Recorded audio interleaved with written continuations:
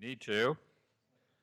So I'm going to call to order the December 16th, 2015 meeting of the Portland Development Commission. Gina, will you call the roll? Chair Kelly, Here. Commissioner Cruz, Here. Commissioner Dixon, absent, Commissioner Edlin, Commissioner Myers. Here. Commissioner reports. I don't have any activities this month. I've been pretty busy with my day job. I haven't done any activities as would the commissioner have this time. Okay. Yeah, likewise here, I have not done a lot of PDC related activities, but I've had a number of neighborhood meetings and other meetings of that sort. So. Commissioner Edlin. I think we've been to 2 financial sustainability That's right. meetings since the last time. And then Caldera Story of Change, we all were at our retreat. OHSU Vision Lunch, OHSU Foundation Dinner, a roundtable with PHB and Bureau of Planning Sustainability on Affordable Housing, and that's it. So that's, I've been to I think one check-in meeting with the mayor's office, maybe 2 since the last meeting, and we had the last 2 meetings of the Financial Sustainability Committee meeting. I think that's all I've done, which is really hard to imagine. I usually have a few more meetings to go to, but a check-in meeting with Patrick. Yeah. So, Patrick, your report. Thank you, Chair Kelly. Good afternoon, commissioners. The first thing I want to just highlight is that this weekend on Saturday, there's going to be a very special event, and the guest speaker is going to be our chair.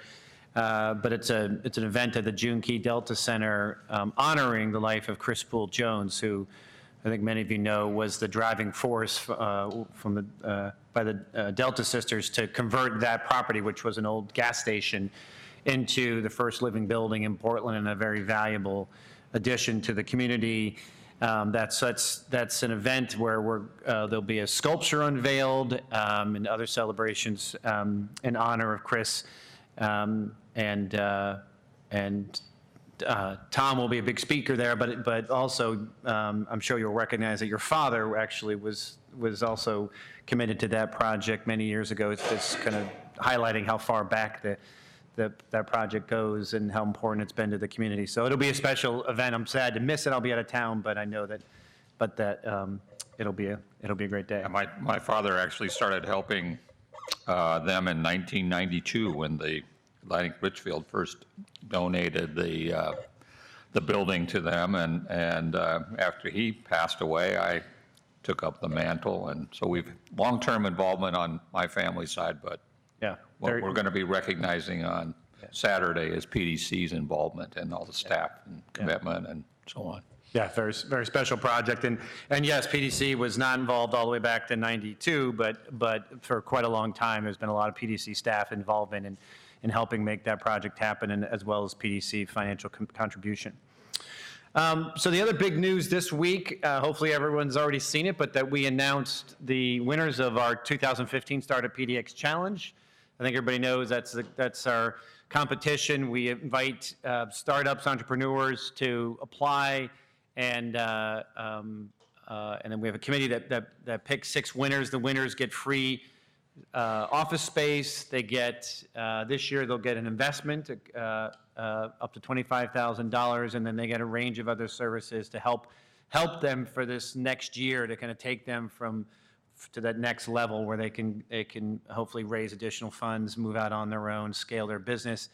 For the past 2 years now, the focus of this initiative has been around attracting a diverse group of founders, and this group is no exception. So all 6 winners have been founded by entrepreneurs of color. So it's really exciting, and just now seeing, from one year to the next, you don't want to say one class is better than the other, but you always wonder after you do one class and you see hundreds of applicants, gosh, there can't be that many more companies out there. And then you get a whole new round of applicants and round of winners. So it does demonstrate, as many have said, that there is quite a depth of companies in this community that have been started by entrepreneurs of color, and they're just not getting the recognition and support that they need.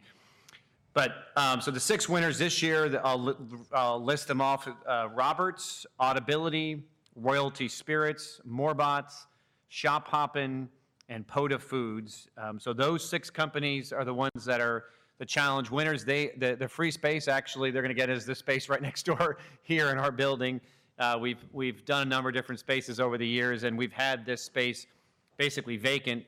We use it for various purposes, but the Small Business Legal Clinic was the last official tenant in there, and so we figured we might as well make use of this space. It's in the businesses want to be in this neighborhood, and it was cheap. So so they'll be located next door for a year, and like I said, they'll be getting the investment from us. And just the range of companies with the Startup PDX Challenge, we found that there really ranges from pure technology companies all the way to very consumer-oriented companies. You have companies here that are doing interactive books. One company is kind of custom tailoring. Another is the best way to describe it is kind of mobile barbershop for people who travel a lot and want to have access to high-quality barbers. Obviously, there's a spirits company in there, a headphones company, and then the last one, which is, I think a lot of us have learned about this market, but they make they grow and sell crickets to go into food, and apparently crickets are a very inexpensive way to create protein that you can put into other foods. They sell them as powder, and so there's all sorts of I guess cricket-based dishes and whatnot. So we're all learning something new, but apparently it's a significant market. So we're excited to see how that company develops. We also, as part of our challenge, we have a vote every year, and people get to vote online, and there's a winner there, and there's a 7th company that was recognized, and that company is called Tanglewood Beverage Company, and they make a custom ginger spiced chai. So they were recognized a little bit a while back. So we're excited. This is one of the, I think, the more fun initiatives that we run and get to announce, and the news coverage has been fantastic. The Portland Tribune ran a whole special insert on these companies, helping promote the companies, and the Business Journal, I think, just had something about it. So that really does help give these companies a leg up, and a lot of them end up doing quite well, and so that's a nice segue into an announcement that a company from our first Startup PDX Challenge class back in 2013, a company called On The Go Platforms, they were acquired by a San Francisco-based company called Athier, and it's apparently the company's going to remain here in Portland and be allowed to grow here in Portland. But I think it's the first official exit, or the highest profile exit of any of our Startup PDX Challenge companies. So that's fantastic news, and we hope it's just the first of many as we go forward. Another Startup PDX Challenge winner called noappfee.com is there's a video out that talks about the story of their founder, Tyrone Poole, and it's really a fantastic video. We have it posted on our website, and I would encourage you to check it out at pdc.us. Just great, kind of, it tells a story of one entrepreneurial story, which obviously there are many like that. And Tyrone's been kind of a special role model for us in terms of talking about kind of what it takes to grow a successful business.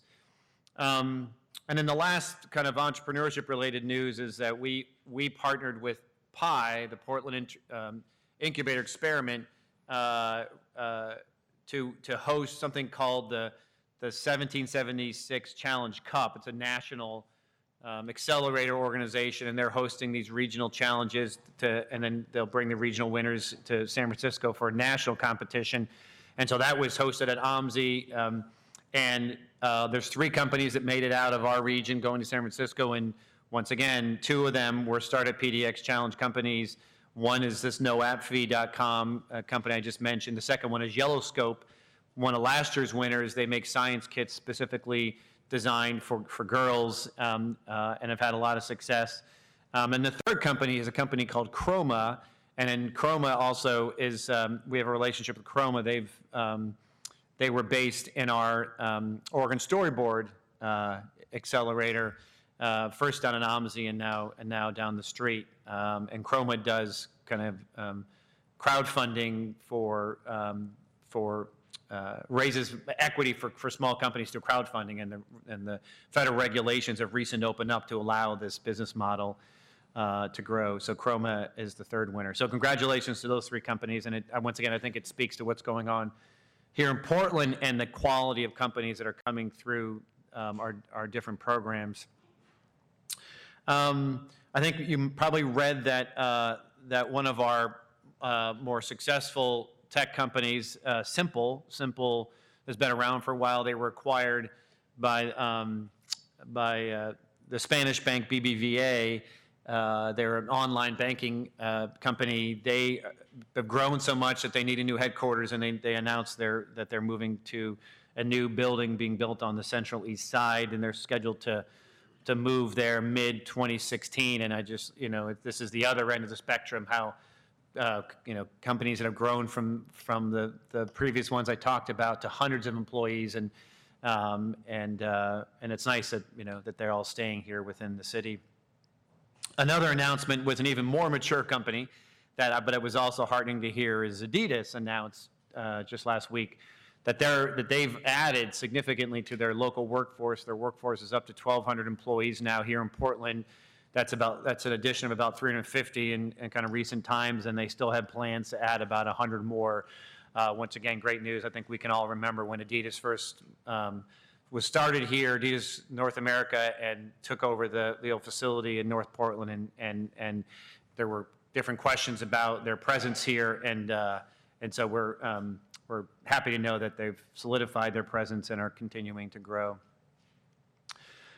Just a couple of events to talk about from a past month. I mentioned the last board meeting that Z House, our brew pub in Lents. I say our, we don't really own it, but it's in our building, and we're big fans of it. But they had their grand opening last month, and a bunch of us were there, and it was just really a festive moment. But the place was packed, and German music, and it was just great. It's great to see how the community has rallied around that business. On a kind of a sad note, but also a little somewhat heartwarming, there was a fire just next door to Z House in Lents a number of weeks back, in the building that houses the company Working Class Acupuncture, another company that we've helped. And there were apartments upstairs, and the folks in that building kind of all lost their housing. And there was this immediate response from the community to help the families that were impacted by that immediately, meaning like within hours, and donating blankets and whatever they needed. And then there was a Kickstarter campaign that was immediately launched with everybody responding to that. And then luckily, Working Class Acupuncture, I think, was still able to function, and their insurance covered some of their losses. So not the kind of story you want to have, but I do think the Lents community has really demonstrated a significant commitment to rallying around the people and businesses there, whether it's good news or bad. I do want to just remind everybody, as I did. I'm sorry. Before I get to that, one more event. Last night, I had the chance to go to the Portland Mercado. They were having a small celebration of the year, which has been an incredible year for the Mercado and for Hacienda, and they were handing out awards to their partners, and they gave PDC their Public Partner of the Year award, and it was just nice. It was a small event where they invited some of the main contributors to that project, whether they be funders or landlords like us, or the architects and the construction companies that helped them out, and they even recognized the health inspectors from the county who have been working with their vendors to get ahead of what it takes to run a food business so that they don't have violations. And that sounds like a great relationship that they've developed even with those folks. So it was a nice event and got a nice award for our work. So I just want to send another reminder out to shop local. We're still in the holiday shopping season. I think we all have time left to get our shopping done. But our neighborhood business districts everywhere throughout the city. Venture Portland is kind of the umbrella organization. You can go to their website and learn about your neighborhood business district.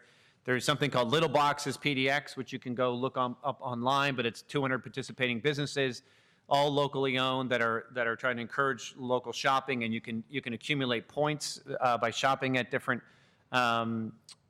local stores. And then we have here downtown in Old Town, we have our pop-up shops, which are operating through next Friday, through the 24th. And so there's 3 of them located at the corner of Broadway and Gleason. And then there's one down the street here that's affiliated with the Oregon Nikkei Society. So lots of opportunities to shop local. And if you have any questions, you can go to our website. We're going to, in a minute, we're going to recognize someone who's been important to our community, promoting business growth throughout our city. And so we'll get to Gail in a second. I also want to recognize Linda Weston, who announced that she's retiring from the Oregon Entrepreneurs Network. She's been there, oh my gosh, almost 20 years, 19 years, and has been another incredible contributor to the local startup scene. And you know, there's a lot of great news these days and for the past few years. But if you were doing this 19 years ago, this wasn't as healthy a startup environment. It was a much different place. And Linda was certainly one of the people that we turned to early on when we were trying to get the startup scene going in the depths of the recession. And so she's always been a great partner of ours as well. And I think she's going to be here throughout the year, but we certainly wish her well in whatever she does next. And then before I introduce our new employee here, I just want to acknowledge that, you know, we're sitting in the city of champions right now. The Portland Timbers, since the last time we met, won the MLS Cup. And so I think it's been a fun time, and I may or may not have been there and may or may not have held the cup. Did we fund them too? We did not. Well, let me think about that. The city did help out in a big way with Providence Park, and it's been a great relationship, but it's nice to have that reward, and I know there are a lot of great, and the Timbers do a ton of great work in the community. If you track all their different community investments, it's been, I think they've been a great partner for the community, but nice to celebrate that, given the affection that the city has for that team. So this is Diana, I'm going to mess up, Diana Bartolotta. Diana Bartolotta is our new paralegal. Diana started a few weeks back, and so we do a lot of transactions in this place, and we have one paralegal, and she does all of the document review, editing, research, but obviously all the closings on all our real estate and loan projects. It's kind of special that we convinced Diana to come here because she's actually an attorney. So she can really double check Eric's work to make sure that we've done things the right way. She comes from the East Coast primarily. She spent a lot of time on the East Coast, including Nashville, Amherst, Pittsburgh, and Hartford. And she's also run her own law and business consulting business. And she relocated to Astoria from the East Coast, and then she just recently moved to Portland for this job. So. Want to welcome Diana. Happy to have you here. And I also just want to acknowledge the person she's replacing is very shy, does not want a lot of attention, but her name is Christine Sale. She's been with us for 20 years and is retiring. And I'm sure you could randomly pick any PDC employee and ask them who's one of the most valuable employees in this building, and they would say Christine Sale. So she was been exceptional to this organization, and just obviously a long-time dedicated staff person. So we're sad to see Christine go, but she's retiring, and I know she's going to have fun. But we're also happy to have Diana with us. And with that, I'm done. Thank you, Patrick. Welcome, Diane. next order of business is the meeting minutes for September 9th, 2015. If I had a commissioner who would like to make a motion to approve those. So moved. We have a motion? We have a motion and a second. All those in favor signify by saying aye. Aye. Ayes have it, the minutes are approved. We have one gentleman here, Mark Kramer, for public comment. We allow 3 minutes for this public comment. Welcome. Thank you. Chair Kelly, Mr. Quinton, members of the board, I think I had asked staff to distribute some materials. You should have my November 18th letter to Mr. Quinton, maybe? Yes, that's been distributed. And the December 4th letter of commitment from Right to Dream 2 to the city. Everyone have that? We do now. Okay. To make a long story short, I represent, interestingly, these two gentlemen to my left and right, Ibrahim Mubarak, chair of Right to Dream 2, and Michael Wright, representing the owners of the lot on 4th and Burnside. The owners executed an agreement with PDC on October 7, 2014, providing for the sale of that lot to PDC, understanding that Right to Dream 2 occupies the lot right now at the sufferance of the owners. It's been an interesting relationship, and the owners have been great in allowing Right to Dream 2 to occupy their space for now several years going on. The problem is that Right to Dream 2 needs to move, and we're in the process of doing that. The city has acquired the site on Southeast 3rd and Harrison, which we're calling the Goodwill site. Renovations are underway, as you can see from the December 4th letter. City has requested, and we have executed a commitment letter. So Right to Dream 2 will be relocating to that site on 3rd and Harrison as soon as it is site ready. We are 99% toward a use agreement between Right to Dream 2 and the city. Linda Law, Deputy City Attorney, is putting the finishing touches on that agreement today. The city is going to acquire right-of-way of a little strip in that property in December. So there still needs to be some remediation work. There still needs to do some upgrades, purchase of modules, and making the site ready, hopefully by July 1, almost certainly by September 1. Meanwhile, Mr. Wright can speak for himself. The owners are getting $10,000 a month from the PDC during this wait-and-see period until Right to Dream 2 can leave. By the way, the paragraph at issue in the agreement is 6.2.7 of the agreement, which says Right to Dream 2 will leave within 27 months of the agreement. So we've got some time.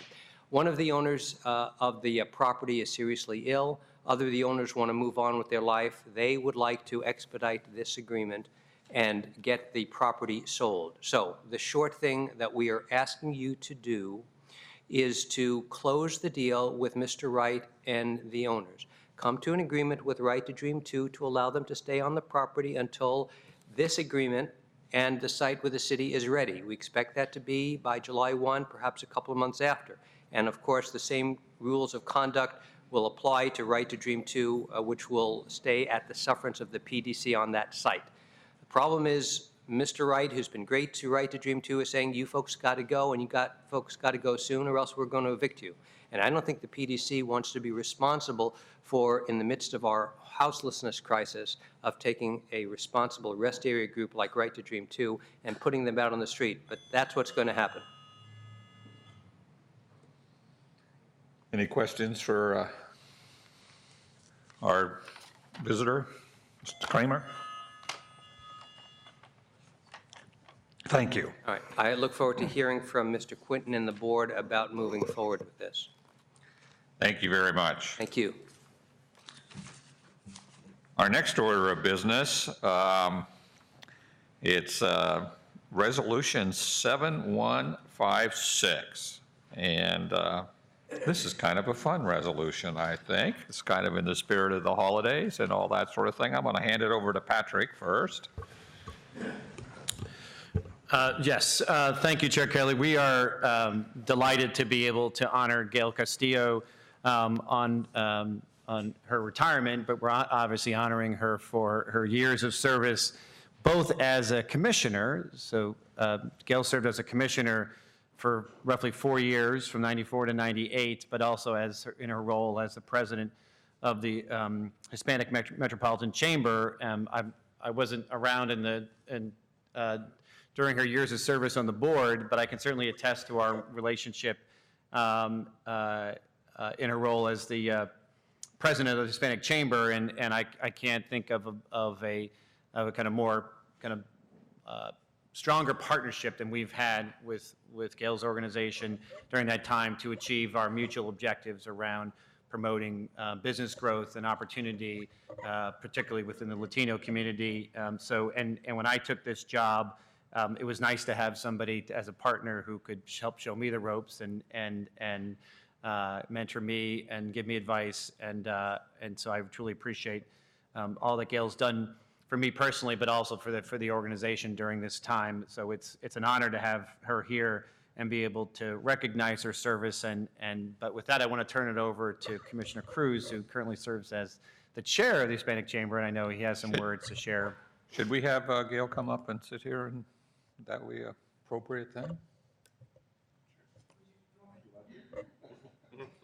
Only if you'd like to. If you want. Well, I'll just say a few words. I have been privileged as the chair of the Hispanic Chamber to work extensively with Gail over the last few years, and she's truly one of the finest people that I know. She's by far the best nonprofit organization manager that I've ever worked with or known, and so it's with great mixed emotion that I wish her the best. And I really, of course, would prefer that she stayed, but I do wish her the best. And she's irreplaceable, but hopefully I'll have some news perhaps about a replacement soon that I can share with the commission. So that'll be forthcoming. But thank you very much, Gail. Thank you. So Bertha, were you going to say a few words? Would you like to come up, Bertha yes. Ferran? Another PDC commissioner, former PDC commissioner. Former PDC Commissioner, Bertha Ferran. Yes, well, thank you for inviting me to this event. And on behalf of our community, I really want to thank Gail for all the years that she has dedicated to the advancement of our people, and also to make Portland, the city of Portland and the state of Oregon, one of the best places in the country to live.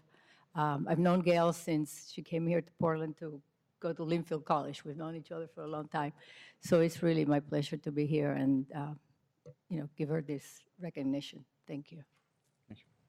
Thank you very much. Anybody else? I just have to say, I've met you a few times, but your reputation in this town is formidable. You are a very highly regarded person. Oh, and thank you, sir. You should be very proud of that. Thank you. Thank you very much. Thank you. Yes, just going to have her say anything, or? Pardon me? Well, you are welcome to say, I'm sorry. I'll just say a few words. First of all, I just want to thank you for taking the time out of your busy schedule and your agenda to recognize me.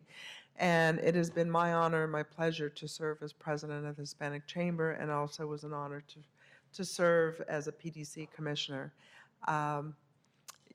People don't understand, this looks pretty simple and looks pretty easy, but there's a lot of work that goes in behind getting here to this meeting and approving all the resolutions that you approve. So I have some understanding and insight into that. And the same is true for nonprofits. We don't always understand how difficult it is to be a nonprofit and raise the funds that you need to do your good work, but also the importance and value of the relationships and partnerships that I've, again, had the pleasure to establish.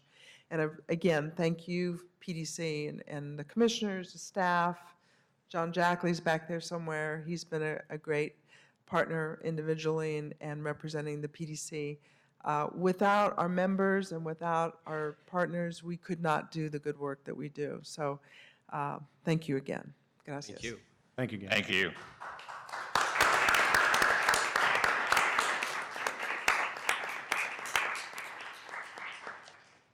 And not as long as we're having a good time. we have a tradition to hand out some goodies in honor of a birthday, and it is Commissioner Edlin's birthday. Clearly, you're surprised. I tried to forget it, thank you. Well, let's give him a hand anyway for meeting the next milestone. So, our next order of business is, We have to vote on the resolution for Gail. I'm glad you guys are keeping me straight today. Let's have a motion and a second, and the resolution for Gail. And Second. we have those. All those in favor signify by saying aye. Aye. Aye. The ayes have it. The motion carries. Congratulations. Okay. Item number 7, Resolution 7157, authorizing terms for the acquisition of a building located at 1506 Northeast 2nd Avenue in the Oregon Convention Center Urban Renewal Area. Bruce Wood is going to tell us about this. Good afternoon. Good afternoon. Okay, Bruce Wood, I manage the real estate and construction services group here. Today's action would authorize the executive director to enter into a purchase and sale agreement for the acquisition of a building located at 1506 Northeast 2nd Avenue in the Oregon Convention Center Urban Renewal Area.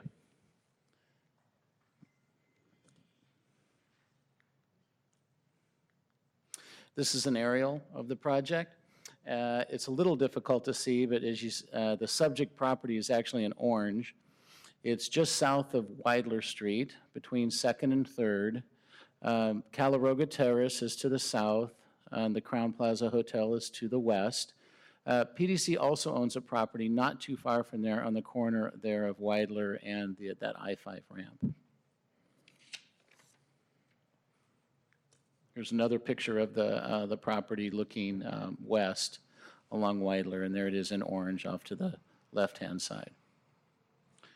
The property itself is a 2-story wood frame structure, approximately 15,322 square feet.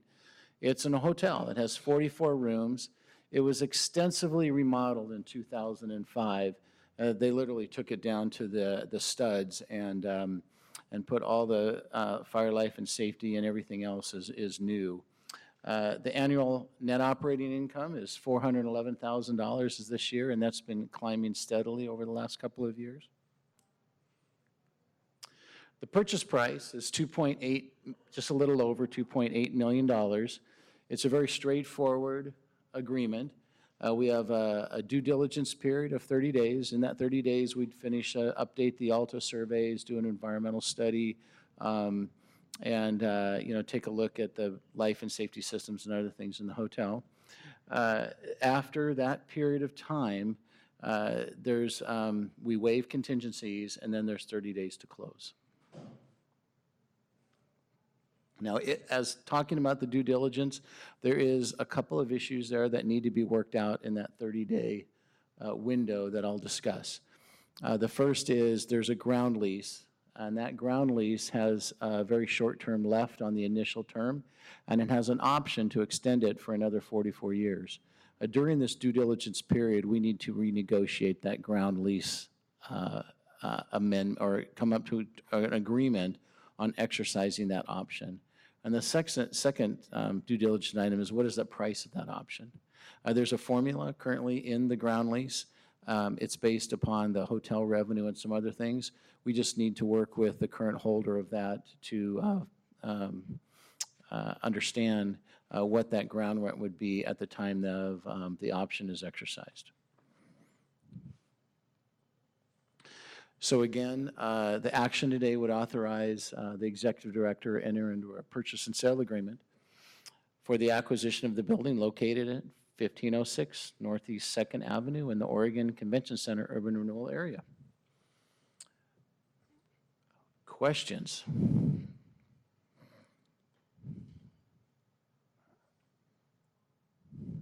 I don't think we have any questions. Well, that's a first. I think the commissioners must like this transaction. It's a good buy. It's a good buy, and we'll land bank it and then figure out what we're going to do with it. So that's, unless there's any questions, let's hear a motion. We have a motion, and I'll give you the second.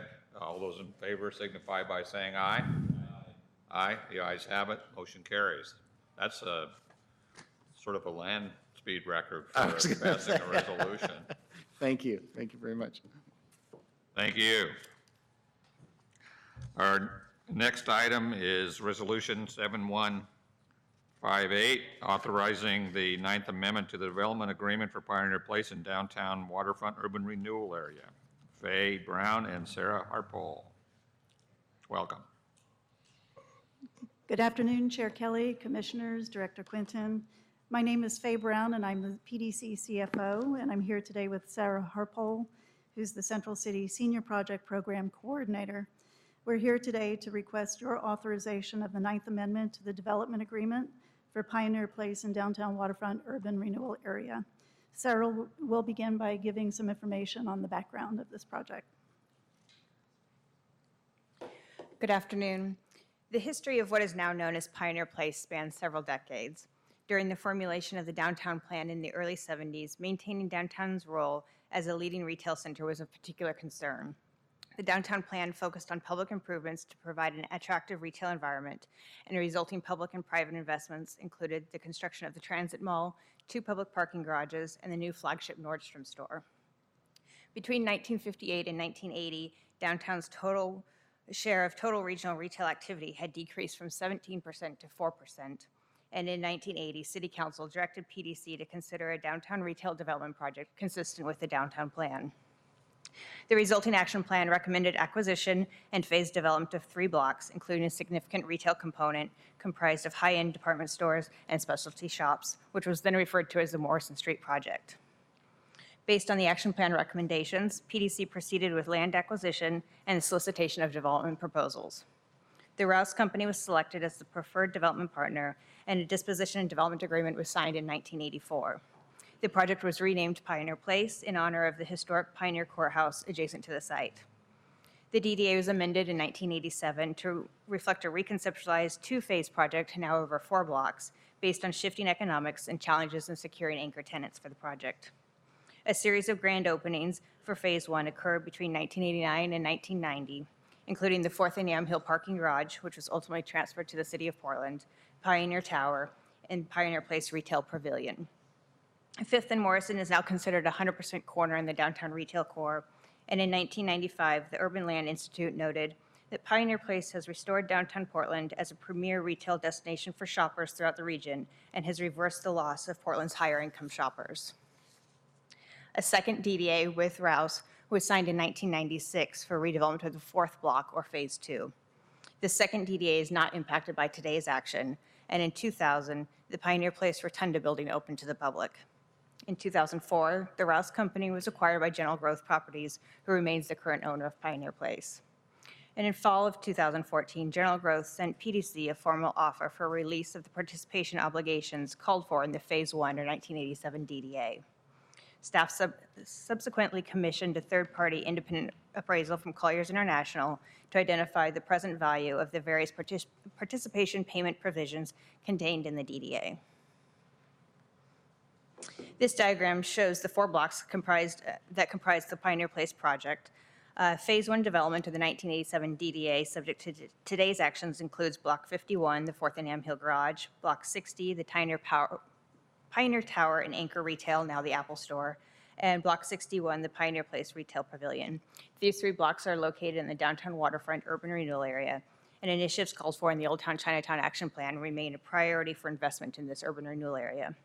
Phase 2 included the Pioneer Place Rotunda building on Block 50, as described under a second development agreement. Now I'll hand it back to Faye to walk over the terms of the development agreement and the proposed termination payments. Thanks, Sarah. So the 1987 amended and restated agreement set forth terms and conditions for the development of Block 61 for 135,000 square feet of retail shopping, Block 60 for 60,000 square feet retail on 2 levels with a 16-story office tower, and Block 51 for a 3-quarter block public parking garage with 14,000 square feet street-level retail. Through the development agreement, the developer acquired Block 60 and 61 fee title tenants' interest in Block 51 office parking and retail leases, air rights and subsurface leases, and the option to acquire Block 50, which was reserved for future development. The development agreement set out participation payments from the developer to PDC based on a portion of net operating income after a preferred return to the developer, a portion of net proceeds of additional financing, including any refinancing, and a portion of sale proceeds after deduction of development investment. The development agreement also required the developer to provide annual audit reports to PDC, which has happened. During the first 25 years, applying the formula included in the development agreement did not result in any cash payment to PDC. PDC received its first net cash flow participation payment in 2014 in the amount of $193,562. In the fall of 2014, General Growth Properties approached PDC to offer a one-time termination payment. Given the complexity of applying the defined participation payments to given circumstances and the fact that they act as a restricted covenant on the property, General Growth Property has found it challenging to recapitalize, restructure, or sell the project. In late 2014, PDC commenced dialogue with General Growth Property, and earlier this year hired an independent third-party appraisal to be prepared by Colliers International to identify the present value of the participation payments identified in the development agreement as a basis for further negotiation. Colliers International has completed its appraisal, which estimates the present value of the participation payments and future sale proceeds for the total property to be about $10.9 million. Participation payment of sale proceeds at the as-is value at $13.1 million. Based on the information provided in the Colliers appraisal, PDC staff subsequently negotiated a final termination payment of $12.5 million with General Growth Property. The city and PDC have agreed that if PDC receives a termination payment, the city will be entitled to 9.1% of this amount, or $1,137,500. So that concludes our presentation, and we would be happy to answer any questions you have. But additionally, we have representatives from General Growth Property, Bob Buchanan, Dan Thalheimer, and Carol Jacobs in the audience, and they would like to speak to the board. Anybody have any questions for staff? Let's have those folks up. Welcome.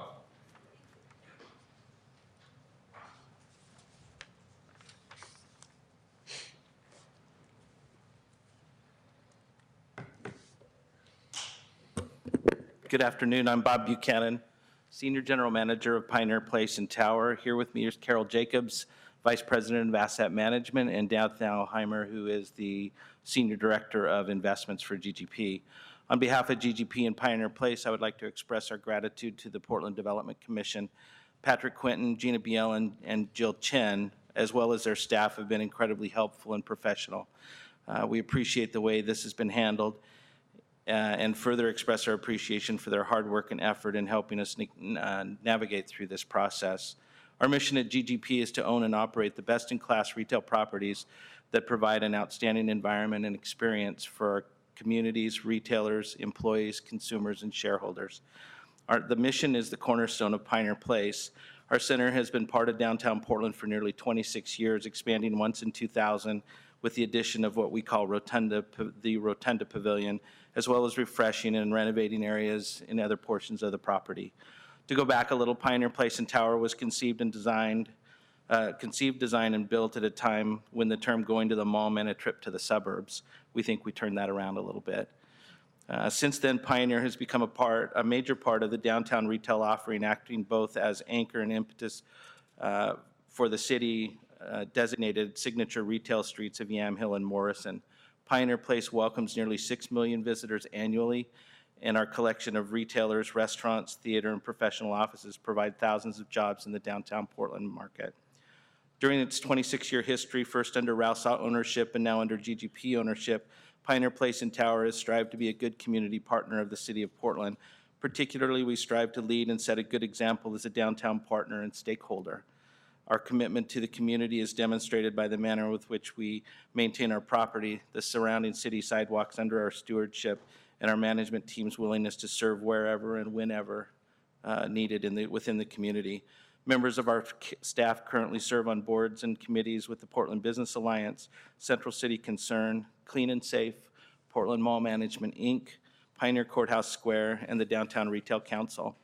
We have served and in some cases still serve on many task forces and subcommittees for everything from Downtown Marketing Initiative to the 2035 Comprehensive Plan, and from the PBOT Stakeholders Advisory Committee to the Holiday Moratorium Committee. GGP continues to invest in the property to enhance and make it more efficient, our operations, as well as investing to attract new and exciting, what we term as first-to-market retailers to Portland, such as American Girl, Yard House, Scotch and Soda, Toomey, and Microsoft. Additionally, GGP has invested to retain and enhance other flagship or bellwether tenants such as Tiffany and Apple. GGP and Pioneer Place has a firm understanding of our place in the community and is committed to the city of Portland and its continued success. I want to thank you again for your consideration. Thank you. Either of you two want to say anything? Covered it. He covered it, okay. Yes. Commissioners, questions for these fine folks? Well, it certainly does seem that this project has got all the earmarks of long-term success, and thank you for that. Thank you. And being an integral part of the community, and with that, I'm going to ask for a motion to approve this. So moved. We have a motion and a second. All those in favor signify by saying aye. Aye. Aye, ayes have it, motion carries. Thank you. Thank you very much. Thanks. Thank you.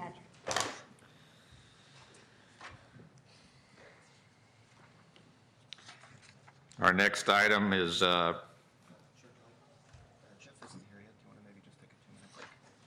we can take a break until our next staff member is here for the next item.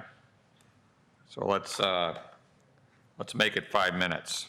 We'll just restart actually at 4 o'clock straight up.